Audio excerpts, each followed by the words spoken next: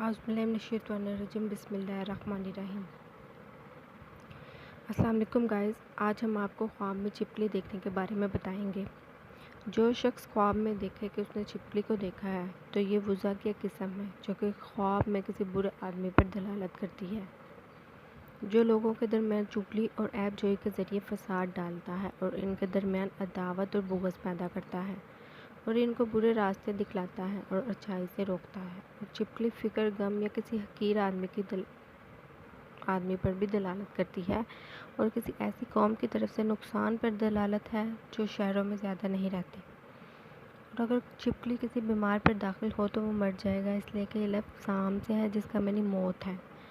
अगर कोई शख्स ख्वाब में छिपकली देखे तो उसे चाहिए कि वो अपना सदका दे, और सदका जो कि है वो बलाओं को टालता है। अगर हमारी वीडियो अच्छी लगे तो इसे लाइक और शेयर कीजिएगा और साथ में सब्सक्राइब कर दीजिएगा हमारे चैनल को।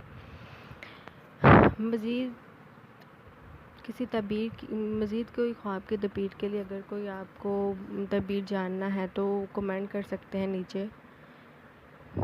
जज़ाकल्लाह।